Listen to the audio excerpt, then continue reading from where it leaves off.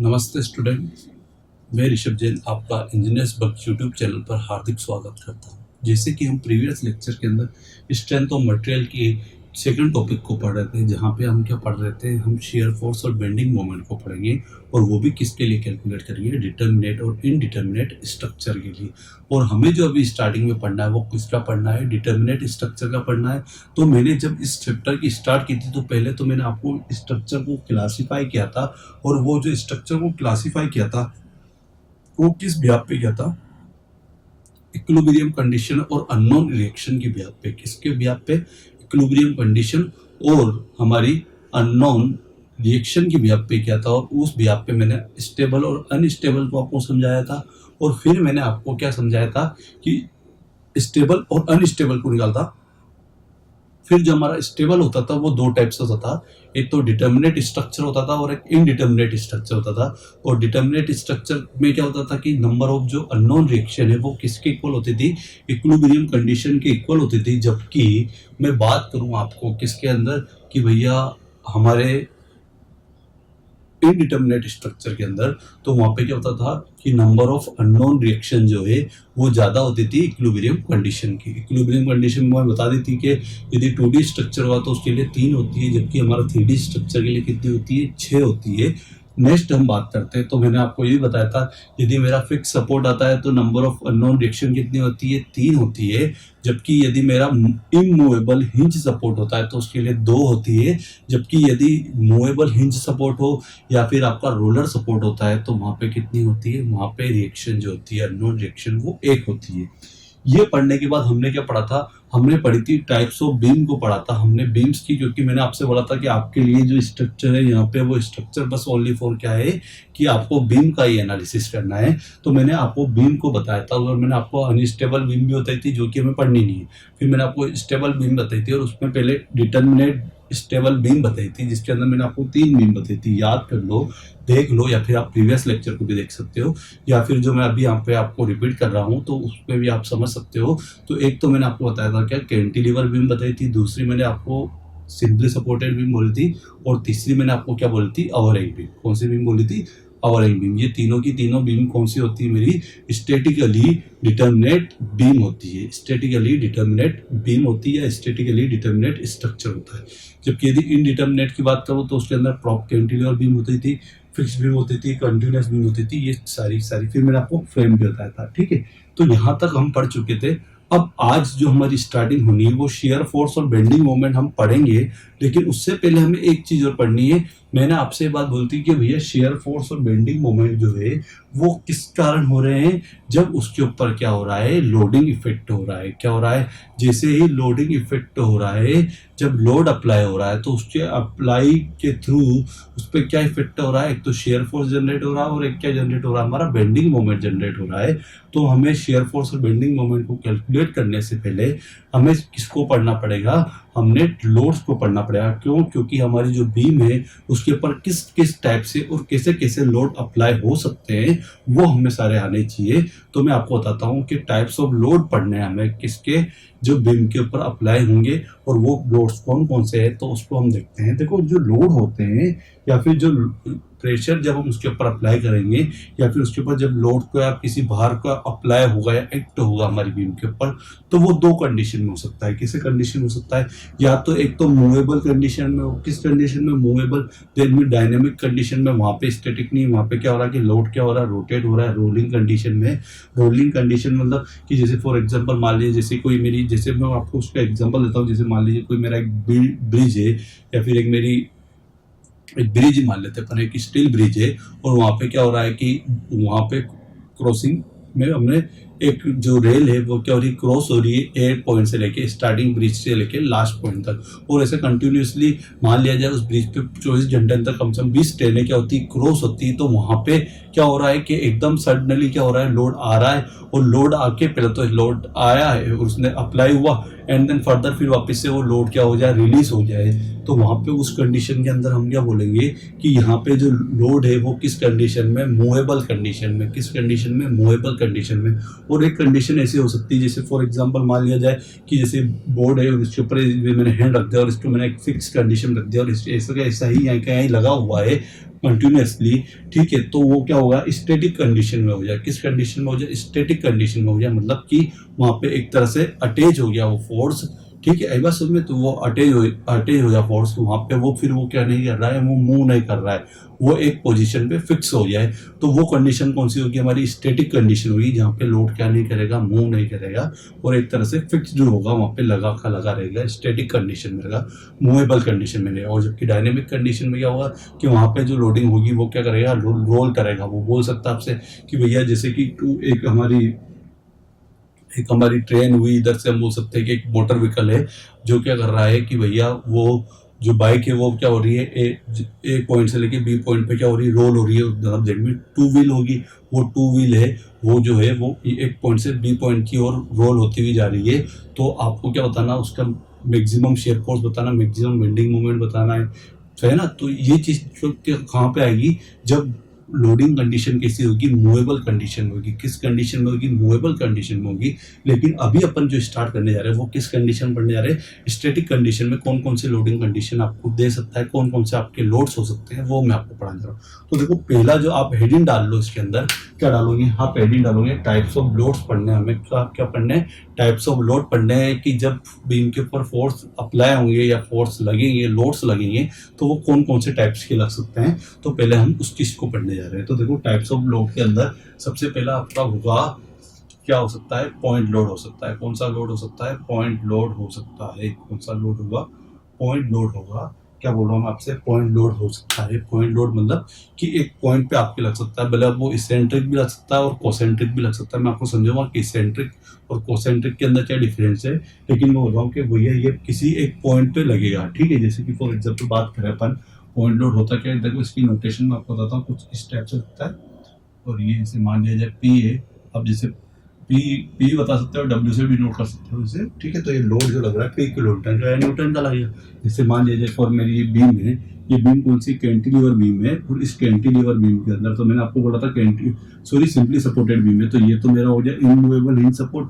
जबकि ये कौन सा हो गया मेरा, ये हो गया मेरा रोलर सपोर्ट हो गया। कौन सा सपोर्ट हो गया, रोलर सपोर्ट। और यहाँ पे मान लिया जाए कोई फोर्स लग रहा है मेरा, ये पी फोर्स लग रहा है, तो ये जो फोर्स लग रहा है यही क्या है, मेरा पॉइंट लोड है। कौन सा लोड है मेरा, यही पॉइंट लोड है। और इसकी यूनिट क्या होती है, पॉइंट पे लगा, यूनिट क्या लग रहा है, किलो न्यूटन में आएगा। क्यों, क्योंकि कोई किसी मीटर पे थोड़ा लग रहा है, किसी 1 मीटर 2 मीटर की डिस्टेंस पे थोड़ा लग रहा है, नहीं, ये ओनली फॉर का लग रहा है, किसी पॉइंट पे लग रहा है। इसलिए मैंने इसकी जो यूनिट होगी वो क्या होगी, किलो न्यूटन या फिर न्यूटन होगी, ठीक है। तो ये तो बात हुई हमारे पॉइंट लोड की, जिसे आप हिंदी में क्या बोलते हो, इसे आप बोलते हो बिंदु भार बोलते हो। क्या बोलते हो, बिंदु भार बोला जाता है। अब दूसरे लोड की बात करते हैं।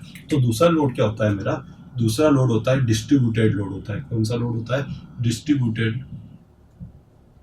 कौन सा लोड होता है मेरा, डिस्ट्रीब्यूटेड लोड होता है। देखो अब डिस्ट्रीब्यूटेड लोड के बारे में बात करें तो डिस्ट्रीब्यूटेड लोड कैसा होता है, डिस्ट्रीब्यूटेड लोड की डायग्राम में आपको बताता हूँ, कुछ इस टाइप से होता है, ठीक है।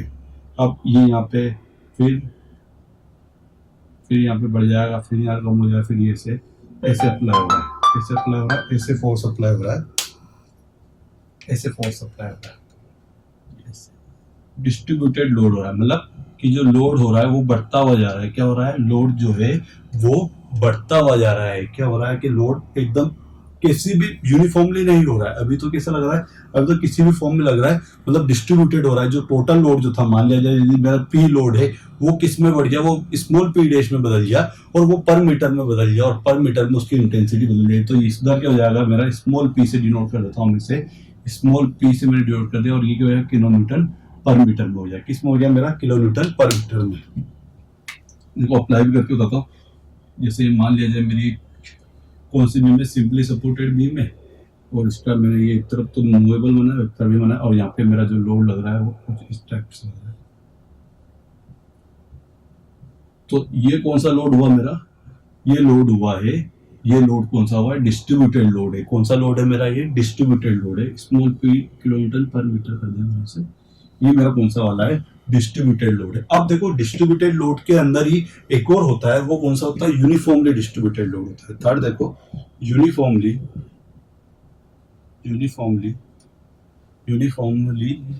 Distributed load. थर्ड कौन सा बोल रहा हूँ मैं आपसे, यूनिफॉर्मली डिस्ट्रीब्यूटेड लोड। थर्ड कौन सा बोल रहा हूँ मैं आपसे, थर्ड बोल रहा हूँ मैं आपसे यूनिफॉर्मली डिस्ट्रीब्यूटेड लोड। अब यूनिफॉर्मली डिस्ट्रीब्यूटेड लोड का मतलब क्या है कि वो पूरा का पूरा जो डिस्ट्रीब्यूटेड हो रहा है एकदम यूनिफॉर्मली हो रहा है। क्या हो रहा है, यूनिफॉर्मली हो रहा है। दैट मींस मैं बोलूँ आपसे कि 5 किलोन्यूटन पर मीटर का लोड लग रहा है, तो हर मीटर पे कितना कितना लग रहा है, 5 किलोन्यूटन पर मीटर का लोड लग रहा है। तो एकदम यूनिफॉर्मली एक ही वेरिएशन में, कोई उसमें वेरिएशन नहीं हो रहा है, एक सेम लेवल में, सेम कंडीशन में क्या हो रहा है, सेम टाइप का लोड लग रहा है। तो वो कौन सा लोड कहलाएगा आपका, यूनिफॉर्मली डिस्ट्रीब्यूशन लोड। कौन सा लोड बोले, जिसे आप यूडीएल लोड भी बोलते हैं। क्या बोलते हैं इसे, यूडीएल लोड भी बोला जाता है, यूनिफॉर्मली डिस्ट्रीब्यूटेड लोड। क्या बोलते हैं इसे, यूडीएल लोड बोलते हैं, या फिर यूनिफॉर्मली डिस्ट्रीब्यूटेड लोड, या यूडीएल लोड बोलाता है। जबकि इसे क्या बोलाता है, डीएल लोड बोलाता है। डीएल लोड यहाँ पे क्या है, डिस्ट्रीब्यूटेड लोड है। कौन सा लोड है मेरा, डिस्ट्रीब्यूटेड लोड है।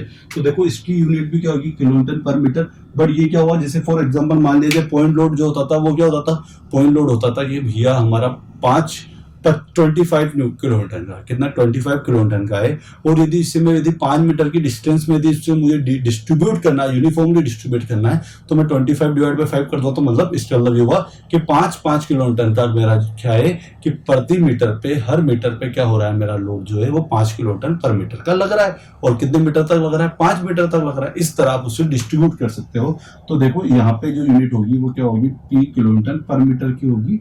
और यहाँ पे उसकी ऑब्वियस बात है लेंथ भी होगी, कोई लेंथ L1 हो सकती है उसकी कोई लेंथ, या फिर ए से डिनोट कर दो इसे कि ए लेंथ तक। तो क्या हुआ कि पी किलोमीटर का जो लोड है वो कितनी मीटर डिस्टेंस तक लग रहा है, ए मीटर की डिस्टेंस तक लग रहा है। तो टोटल यदि मैं आपसे लोड बोलूंगा कि टोटल लोड कितना हुआ इसके अंदर, तो आप क्या बोलोगे, पी इंटू ए। क्या बोलोगे, पी इंटू ए जो होगा वो टोटल लोड होगा इसका। देखो मैं इसको बता भी दूंगा आपको भी, ये मैंने क्या बनाई, सिंपली सपोर्टेड बीम बना दी है। याद रखना एक तरफ आपको क्या होना चाहिए, एक तरफ आपको होना चाहिए फिक्स हिंज सपोर्ट होना चाहिए इमूवेबल, और एक तरफ कौन सा होना चाहिए मेरा, मूवेबल हिंज सपोर्ट होना चाहिए। ठीक है, मैंने यहाँ पे इसको कर दिया है, ठीक, और लोड अप्लाई कर दिया, स्मॉल पी किलोमीटर पर मीटर का लोड अप्लाई कर दिया है। और ये मेरा है ए मीटर की डिस्टेंस है, ये मेरा ए पॉइंट है, ये मेरा बी पॉइंट है। अब यदि मैं आपसे बात करूं, यदि यूनिफॉर्मली डिस्ट्रीब्यूटेड लोड के अंदर मैं बोलूं ये भैया इस बीम पे टोटल लोड कितना लग रहा है, तो आपका आंसर क्या होगा कि टोटल लोड जो होगा आपका, क्या बोल रहा हूं मैं आपसे, टोटल लोड जो होगा आपका, और टोटल लोड क्या होता है, कैपिटल पी होता है। तो आप क्या करोगे, आप टोटल लोड को बात करने के लिए क्या करोगे कि पी किलोमीटर पर मीटर के लोड को आप किससे मल्टीप्लाई कर दोगे, ए मीटर से मल्टीप्लाई कर दोगे। तो क्या होगा, स्मॉल पी इंटू ए, स्मॉल पी इंटू ए जो होगा वही क्या होगा आपका टोटल लोड होगा। और अब इसकी यूनिट क्या हो जाएगी, किलोमीटर हो जाएगी, क्योंकि ए मीटर में, ए मेरे मीटर की टर्म में, तो मीटर से मीटर कैंसिल आउट हो जाएगा, क्योंकि मल्टीप्लाई हुआ तो ऊपर मीटर है, यहाँ नीचे मीटर है, तो मीटर से मीटर कैंसिल आउट। तो क्या बचा, पी इंटू ए जो होगा वो आपका टोटल पी पता पड़ जाएगा आपको टोटल लोड कितना है। तो अभी मैंने कौन कौन से लोड पढ़े, अभी मैंने 3 लोड पढ़े हैं। वो कौन कौन से पढ़े हैं, एक तो पढ़ा है पॉइंट लोड पढ़ा है, दूसरा पढ़ा है डिस्ट्रीब्यूटेड लोड पढ़ा है, और थर्ड मैंने यूनिफॉर्मली डिस्ट्रीब्यूटेड लोड पढ़ा है। ठीक है, तो इन तीनों को आप नोट डाउन कर लो, देन फिर हम आगे 2 और पढ़ने हमें, उसी के बाद हम आगे पढ़ेंगे। तो आपको टोटल लोड निकालने में तो कभी प्रॉब्लम होगी नहीं। देखो हम जब भी डिजाइन भी करते हैं ना, तो हम ऑलवेज ये चीज करते हैं कि कभी भी बताओ हमारे स्ट्रक्चर के ऊपर जब लोड अप्लाई होना, तो मैक्सिमम टू मैक्सिमम हम यही ट्राई करते हैं कि वो लोड क्या हो जाए, डिस्ट्रीब्यूट हो जाए। वो पॉइंट लोड कभी नहीं आने देना, ये चीज याद रखना। देखो स्ट्रक्चर डिजाइन का सबसे बड़ा मेन रोल या सबसे बड़ा फंडा ही यही है कि वहां पे क्या करते हैं, यदि वहां पे यदि कोई पॉइंट लोड भी आ रहा है या फिर कंसंट्रेट पॉइंट लोड आ रहा है, तो उसको हमारा क्या ट्राई होता है, उसको हमें क्या करना है कि हमें डिस्ट्रीब्यूट करना है। क्योंकि हम जितना ज्यादा उस लोड को डिस्ट्रीब्यूट कर पाएंगे तो उसकी इंटेंसिटी उतनी कम होगी और वो पूरी तरह से हमारा फैल जाएगा, जिसकी वजह से क्या होगा कि हमारा स्ट्रक्चर ज्यादा से ज्यादा उस लोड को क्या कर पाएगा, बियर कर पाएगा। आई बात समझ में। और आपको एक टोटल लोड निकालना आएगा इसका यूनिफॉर्मली डिस्ट्रीब्यूटेड लोड का। अब मैं 4th वन बात करता हूँ किसकी, एक और लोड होता है, वो कौन सा होता है, यूनिफॉर्मली वेराइड लोड। कौन सा होता है, यूनिफॉर्मली वेराइड लोड। तो इसको मैं इरेज करता हूँ।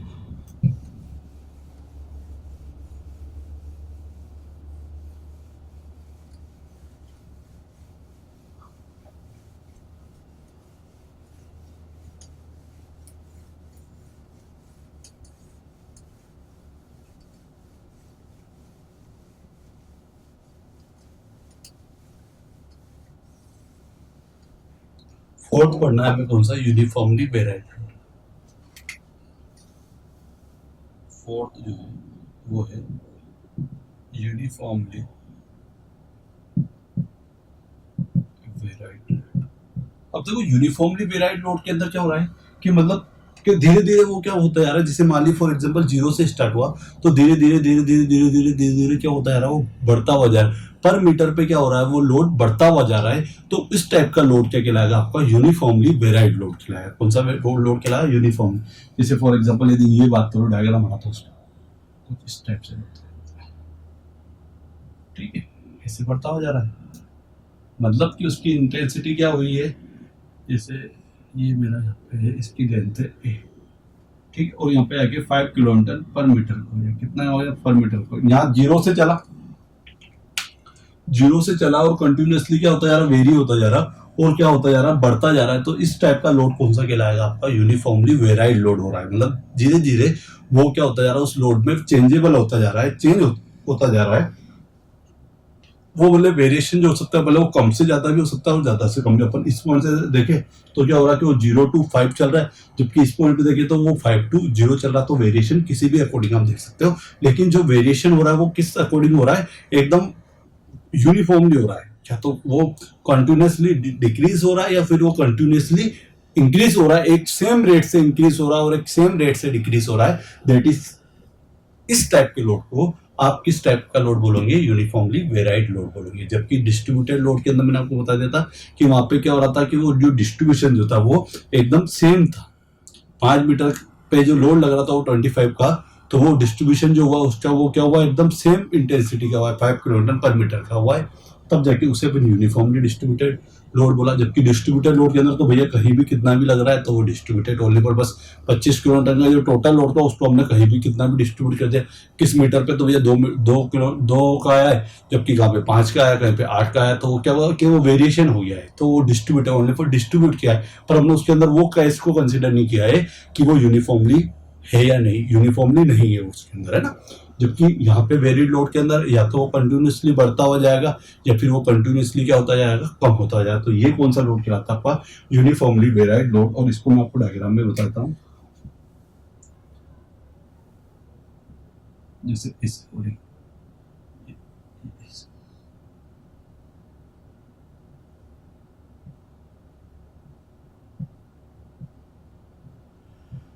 तो देखो इसके अंदर क्या हो रहा है कि ए पॉइंट पे तो भैया, ए पॉइंट पे जो लोड है वो तो बिल्कुल ही जीरो है। ए पॉइंट पे जो लोड है हमारा वो तो बिल्कुल ही जीरो है। जबकि जो मेरा बी पॉइंट है वहां पे क्या हो रहा है, बढ़ते बढ़ते बढ़ते बढ़ते जो लोड हो गया मेरा वो कितना हो गया, 5 किलोमीटर पर मीटर का हो गया। और यदि इसकी डिस्टेंस बोल दो तो मान लिया जाए ए डिस्टेंस है इसकी, तो क्या हो रहा है, वो कंटिन्यूसली क्या होता जा रहा है, वेरी करता जा रहा है और वो बढ़ता हुआ जा रहा है।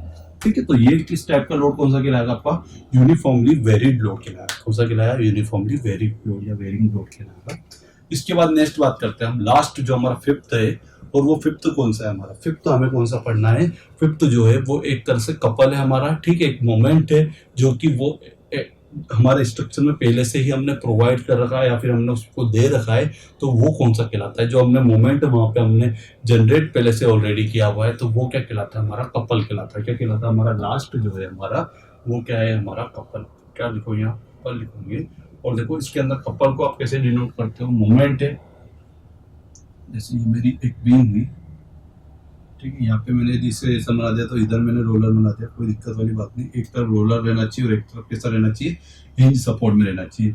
और यदि मैंने इसे ऐसे यहाँ पे कपल बना दिया तो ये नेचर का जो हुआ है इसको मैं बोल देता हूँ एम किलोमीटर पर मीटर, किलोमीटर इंटू मीटर। देखो मोमेंट की यूनिट होती है, अभी हम पढ़ेंगे मोमेंट क्या होता है, पर हमने मोमेंट की यूनिट क्या होती है, किलोमीटर इंटू मीटर होती है। क्योंकि मोमेंट क्या होता है, फोर्स इंटू परपेंडिकुलर डिस्टेंस होता है। क्या होता है, बल इंटू लंबवत दूरी, ये इसका फॉर्मूला होता है। तो बल को न्यूटन में लिखते हैं या फोर्स को न्यूटन में लिखते हैं और दूरी को हम किस में लिखते हैं, मीटर में। तो इसलिए क्या बोल रहा हूँ, न्यूटन इंटू मीटर इसकी यूनिट होती है। और देखो इसको अपन कैसे करते हैं कि इसको मैंने चलो एम उधर हो जाए तो इधर म्यू से डिनोट कर दिया।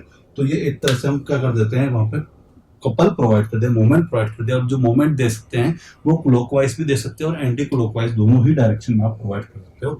तो ये पांचों टाइप का क्या होगा, हमारा कपल होगा। तो इन पांचों ही कंडीशन को हमें कब पढ़ना है, बीम के अंदर पढ़ना है। क्या बोल रहा हूँ मैं आपसे, जब हम बीम को पढ़ेंगे, भले वो सिंपली सपोर्टेड टाइप की बीम हुई, कैंटिलीवर बीम हुई या फिर कोई सी इधर से हमारी वो ओवरहैंग बीम हुई, वहां पे भी हमें सभी को पढ़ना है, कपल को भी पढ़ना है, पॉइंट लोड को पढ़ना है, यूनिफॉर्मली डिस्ट्रीब्यूटेड लोड को पढ़ना है, डिस्ट्रीब्यूटेड लोड को पढ़ना है, यूनिफॉर्मली वेरिंग लोड को पढ़ना है, तो ये सारे लोड पॉइंट लोड को पढ़ना है। तो ये सारे के सारे पांचों के पांचों लोड को भी हम कंसीडर करेंगे। पहले तो 1 बाय 1 लेंगे, फिर उसके बाद क्या करेंगे कि भैया उसको मल्टीपल ले लेंगे, मतलब उस स्ट्रक्चर के अंदर कपल भी डाल देंगे, यूनिफॉर्मली वेरिड लोड भी डाल देंगे, डिस्ट्रीब्यूशन लोड भी डाल देंगे, पॉइंट लोड भी डाल देंगे, और उन सबका जब अप्लाई होगा हमारे स्ट्रक्चर पे तो उसके थ्रू क्या शेयर फोर्स बनता है, उसका क्या शेयर फोर्स निकलता है और क्या बेंडिंग मोमेंट निकलता है, वो हम पढ़ेंगे, और वही चीज हमें यहाँ पे पढ़नी है। तो आपके पांचों लोड की कंडीशन मैंने आपको बता दी, ठीक है। और इसी भी आप पे ये तो मेरा स्टैटिक हो गया। अब मैं देखो चलो आपको थोड़ा सा यदि लोड यदि मेरा मूवेबल हो तो वो किस किस कंडीशन में हमको पढ़ सकते हैं, किसमें, जब यदि लोड मेरा कैसा हो, मूवेबल हो, कौन सा हो, मूवेबल कंडीशन में हो, तो हम उसे कैसे पढ़ सकते हैं, तो उसके बारे में बात करें। तो आप एक बार इसका स्क्रीनशॉट ले लें, देन फिर हम बात करें कौन सी मूवेबल की कौन कौन सी कंडीशन हो सकती है। हमें पढ़ना नहीं, लेकिन हमें कंडीशन जरूर पता होनी चाहिए, और मैं आपको साथ में बताता हुए चलूंगा। यदि फॉर एग्जाम्पल यदि आपसे पूछ लेता है कि यदि वो लोड पॉइंट लोड है, वो ए टू बी पॉइंट पे क्या हो रहा है, मूव हो रहा है, लेफ्ट टू राइट मूव हो रहा है, तो वो मैक्सिमम शेयर फोर्स पॉजिटिव में कितना देगा, नेगेटिव में कितना देगा, और यदि उससे बोला है कि बेंडिंग मोमेंट कितना देगा, तो वो हम कैलकुलेट करके बताएंगे। तो पहले आप एक बार इसका स्क्रीनशॉट ले लें, देन फिर अपन आगे बढ़ते हैं।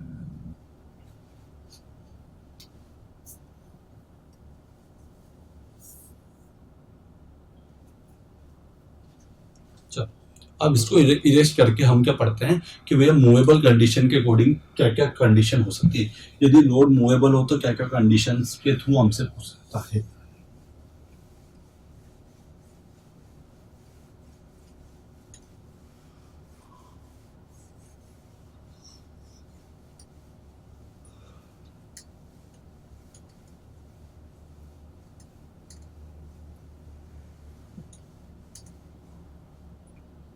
तो अपन क्या डालेंगे, रोलिंग कंडीशन डालेंगे। कौन सी कंडीशन डालेंगे, रोलिंग कंडीशन।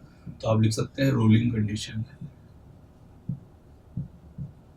ठीक है। लोड के अंदर हम कौन सी रोलिंग कंडीशन पढ़नी, तो वो क्या क्या हो सकती है मैं आपको बताता हूँ। एक तो होती है सिंगल पॉइंट लोड कंडीशन, मतलब कि उस जो हमारे ए टू बी जो स्पान है उस पर क्या हो रहा है, एक सिंगल पॉइंट लोड जो है वो मूव हो रहा है, लेफ्ट टू राइट मूव हो रहा है, दैट्स इट। तो भैया एक तो लिख दिया फर्स्ट,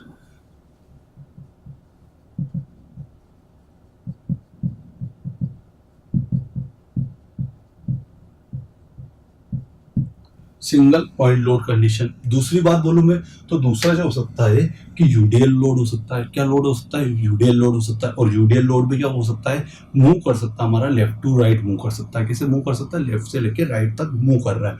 बट इसमें दो कंडीशन हो सकती है, वो चाहे तो वो यूडीएल लोड जो बहुत सी बार आपने देखा हुआ स्टील ब्रिज देखा हुआ, बहुत सारी देखा हुआ, तो क्या है कि वो जो ब्रिज बना हुआ है वो तो छोटा बना हुआ है, ठीक है। वो ब्रिज जो बना है वो तो छोटा बना हुआ है, जबकि जब उसमें से यदि कोई रेल क्रॉस हो रही है तो रेल क्या है मेरी बहुत बड़ी है, वो तो पूरी की पूरी उस पर आ भी नहीं पा रही है, ठीक है। इसका मतलब क्या हुआ कि वहां पे जो यूडीएल लोड है, एक तरह से यूडीएल लोड ही जो रेल मूव कर रही है, लेफ्ट टू राइट जो मूव कर रही है, वो कैसी ब्रिज पे, वो एक तरह से यूडीएल लोड ही है। और वो जो लोड यूडीएल लोड जो मूव हो रहा है वो कैसा है, वो ग्रेटर देने या फिर लार्जर है किससे, हमारे स्पान ऑफ बीम से क्या है, बड़ा है। तो ये कंडीशन हो सकती है, और एक बार कभी छोटा भी हो सकता है, ठीक है। तो दो कंडीशन और ये होंगी हमारी। तो यूडीएल लोड है ना, या फिर UDL load larger than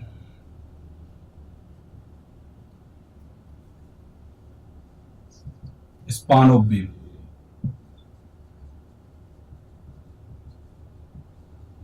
span of B, ठीक है। और तीसरा क्या हुआ, यूडीएल लोड, यूडीएल लोड दोनों कंडीशन के लिए है ना, smaller than span of B. अब देखो ये तीन कंडीशन तो होगी, एक तो स्मॉल वाला भी हो गया, एक लार्जर वाला भी हो गया। अब इसके बाद नेक्स्ट क्या हो सकता है, 2 पॉइंट लोड हो सकते हैं। 1 पॉइंट लोड हो सकता है तो 2 पॉइंट लोड कंडीशन हो सकती है। तो अपन बात बोल रही है चौथा 2 point load condition, 2 point load condition. और लास्ट जो है आपका वो कौन सा होता है, मल्टीपल लोडिंग कंडीशन। कौन सी हो सकती है, मल्टीपल लोड कंडीशन हो सकती है। मल्टीपल लोड कंडीशन की बात बोलूं तो मैं क्या है कि वहां पे क्या हो रहा है कि बहुत सारे टाइप के लोड आ रहे हैं, यूडीएल भी आएगा, पॉइंट लोड भी आएगा, या फिर मल्टीपल पॉइंट लोड आ गया, तो ये सारे केस है। तो ये 5 केस हमें मेनली पढ़ने हैं कि एक तो कौन सी कंडीशन वाला पढ़ना है कि जब सिंगल पॉइंट लोड आएगा, या फिर जब हमारा यूडीएल लोड जो होगा वो शॉर्टर देन होगा या फिर लार्जर देन होगा। एक बार लार्जर है और एक बार स्मॉलर देन है, देन फिर क्या होगा, स्मॉलर देन एक बार क्या होगा हमारा 2 पॉइंट लोड आ रहा है, या फिर एक बार मल्टीपल लोड आ रहा है। तो इसमें हमें कंडीशंस के व्याप पे हम बोल सकते हैं कि जो रोलिंग लोड की कंडीशन होती है या रोलिंग कंडीशन जो होती है वो इस अकॉर्डिंग हमारी हो सकती है। तो आप एक बार इसके स्क्रीनशॉट ले लें। देन इस पर फिर मैं एक और चीज बताऊंगा मैं आपको लोड के व्याप पे। देन फिर उसके बाद हम इसको पढ़ेंगे, हम पढ़ेंगे शेयर फोर्स और बेंडिंग मोमेंट को पढ़ेंगे। ठीक है, तो एक बार इसके स्क्रीनशॉट ले लें। ठीक है, तो आपने इसका स्क्रीनशॉट ले लिया होगा, तो मैं इसको इरेज कर देता हूँ। देन फिर अपन आगे बढ़ते हैं, क्या पढ़ना आपको। ठीक है, एक और लोडिंग कंडीशन पढ़ते हैं अपन, देखो। और वो कौन से होते हैं, देखो यहाँ तो लोड क्या मूव करने के व्याप पे एक लोडिंग कंडीशन किस व्याप पे होती है कि भैया वो जो एक्ट कर रहा है उस बॉडी पे या फिर उस स्ट्रक्चर पे जो एक्ट कर रहा है उसके अकॉर्डिंग आप डिवाइड कर सकते हो कि वो किस किस टाइप से हो सकता है। तो आप लिख रहे हैं लोडिंग कंडीशन एक और बता सकते हो। ठीक है, लोडिंग कंडीशन। ठीक है, तो लोडिंग कंडीशन की व्याप पे बात करूं तो ये हमारी 3 कंडीशन है। एक तो हो सकता है आपका एक्सियल लोड हो सकता है, कौन सा लोड हो सकता है, एक्सियल लोड हो सकता है। और एक्सियल लोड है लेकिन एक तो है हमारा कोसेंट्रिक है, और दूसरा क्या हो सकता है, यूनिएक्सियल हो सकता है, और एक हो सकता है बाई एक्सियल हो सकता है। आपको नॉर्मली यहाँ पे एक्सियल लोड की ही बारे में सबसे पहले कंसीडर करना है या फिर डिस्कस करेंगे, लेकिन फिर कुछ फर्दर आगे चलने के बाद आपको जब आप डिजाइनिंग भी करोगे तो वहाँ पे आपको यूनिएक्सियल लोड को भी फेस करना पड़ेगा और बाई एक्सियल लोड को भी फेस करना पड़ेगा। तो ये चीज आपको पता होनी चाहिए कि यूनिएक्सियल क्या होगा और बाई एक्सियल लोड क्या होगा, वो आपको पता होना चाहिए। तो मैं आपको पहले बना के बताता हूँ। ठीक है, देखो फॉर एग्जाम्पल जैसे ये मेरा एक कॉलम है और इस कॉलम के अंदर ये मैंने यहाँ पे ये इसकी न्यूट्रल एक्सिस है, एक तो एक्स के अकॉर्डिंग और एक वाई के अकॉर्डिंग। यदि लोड मेरा कुछ इस टाइप से यदि एक्ट हो रहा है तो ये तो मैंने क्या बनाया इसका, ये मैंने तो इसका फ्रंट व्यू बनाया। यदि मैं इसका प्लान टाइप में बताता हूँ, मैं आपको ऊपर से टॉप व्यू बताता हूँ। तो जो मेरा लोड जो एक्ट कर रहा है एक्चुअल में टॉप व्यू के अकॉर्डिंग जो एक्ट कर रहा है वो कैसे कर रहा है, यहाँ पे एक्ट कर रहा है, कहाँ पे एक्ट कर रहा है, एकदम न्यूट्रल एक्सिस पे एक्ट कर रहा है। ठीक है, तो ये लोड यहाँ पे एक्ट कर रहा है। तो ये कौन सा लोड हुआ मेरा, एक्सियल लोडिंग हुई। कौन सी लोडिंग हुई मेरी, एक्सियल लोडिंग हुई। तो यहाँ पे लिख सकते हैं अपन ये कौन सी लोडिंग है मेरी, एक्सियल लोडिंग कंडीशन है, एक्सियल लोडिंग कंडीशन है।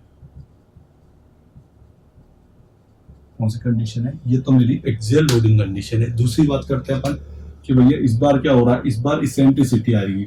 क्या आ रही है, इसेंट्रिसिटी आ रही है। ये तो मेरा न्यूट्रल एक्सिस है, एक्स एक्सिस पे और एक वाई एक्सिस पे। और इस बार क्या हो रहा है कि भैया इसेंट्रिसिटी आ गई और इसेंट्रिसिटी आ गई है मेरी यहाँ पे ई इसेंट्रिसिटी है। ये क्या, ये मेरी इसेंट्रिसिटी ई आ गई, लेकिन एक्सिस वो ये, लेकिन वो सेंटर पे ना आके उससे थोड़ा सा दूर की ओर है। तो ये कौन सा कहलाएगा आपका, यूनिएक्सियल लोडिंग कहलाएगी। कौन सी लोडिंग कहलाएगी आपकी, यूनिएक्सियल लोडिंग कहलाएगी। देखो यहाँ पे लोड अप्लाई हो रहा है तो यहाँ से इसकी इसेंट्रिसिटी आएगी, ये इसेंट्रिसिटी आएगी। तो क्या होता है, लोडिंग विथ, यहाँ पे बोलोगे लोडिंग विथ यूनिएक्सियल, यूनिएक्सियल क्या है, यूनिएक्सियल इसेंट्रिसिटी। क्या बोलोगे, यूनिएक्सियल इसेंट्रिसिटी। इसेंट्रिसिटी कौन सी है, यूनिएक्सियल इसेंट्रिसिटी है ना, यूनिएक्सियल इसेंट्रिसिटी है ये।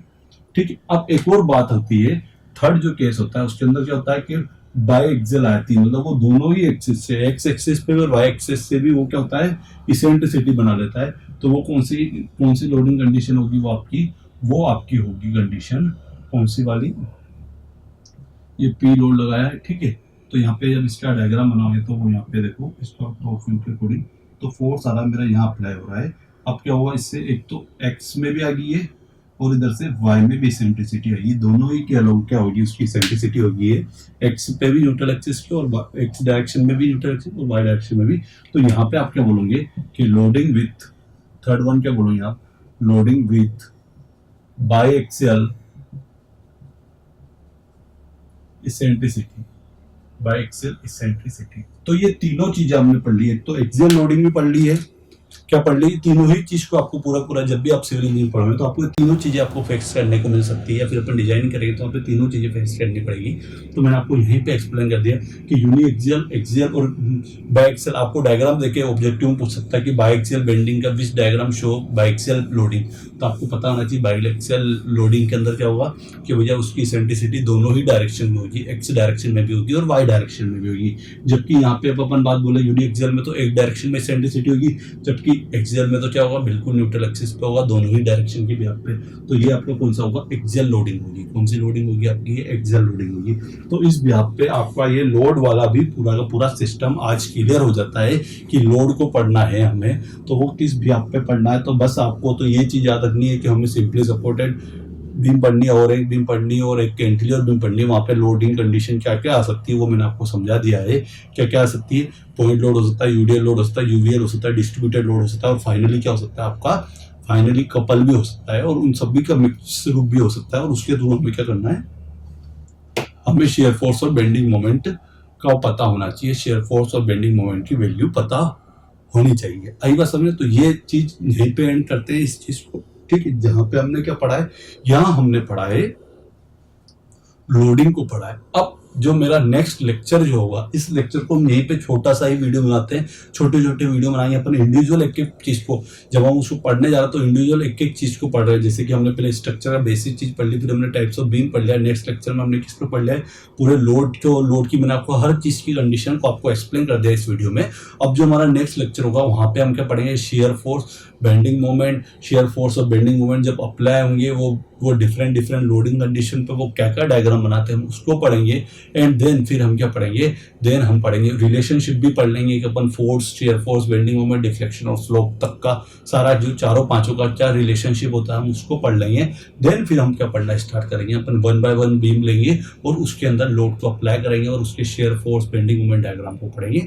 और जब हम पूरी बीम के share force, bending moment diagram को पढ़ लेंगे तो फिर हमारी खींच क्या स्टार्ट होगी, हमारा स्टार्ट होगा स्लोप एंड डिफ्लेक्शन। तो ये सारी चीजें अपना बहुत एक सीक्वेंस ऑर्डर में आपको इस YouTube चैनल पे आपको पूरा पूरा मिल जाएगा और आपको कंटिन्यूसली प्रोवाइड होते जाएंगे एक एक करके लेक्चर, जिसके थ्रू आपका ये प्रॉब्लम पूरी की पूरी जो आपका स्ट्रेंथ ऑफ मटेरियल सब्जेक्ट है वो पूरी तरह से क्लियर हो सके, ठीक है। और एक तरफ हमारा बिल्डिंग मटेरियल वाला सब्जेक्ट आपका चल ही रहा है, तो आप उसके अंदर भी क्या करें कि उसको भी आप कंप्लीटली पढ़ते रहें, थ्योरेटिकल सब्जेक्ट को पढ़ते रहें और एक न्यूमेरिकल सब्जेक्ट इधर भी हम पढ़ते रहेंगे, ठीक है। तो आई होप आपको ये लेक्चर हमारे जो प्रोवाइड किए जा रहे हैं वो आपको पसंद आ रहे होंगे। तो इसको प्लीज लाइक करें, शेयर करें, कमेंट करें, ठीक है। जय हिंद, जय भारत। नेक्स्ट लेक्चर में हम क्या पढ़ेंगे, नेक्स्ट लेक्चर में हम क्या पढ़ेंगे, शेयर फोर्स और बेंडिंग मोमेंट को पढ़ेंगे, ठीक है। तो आज के लेक्चर को यहीं पे एंड करते हैं। जय हिंद, जय भारत।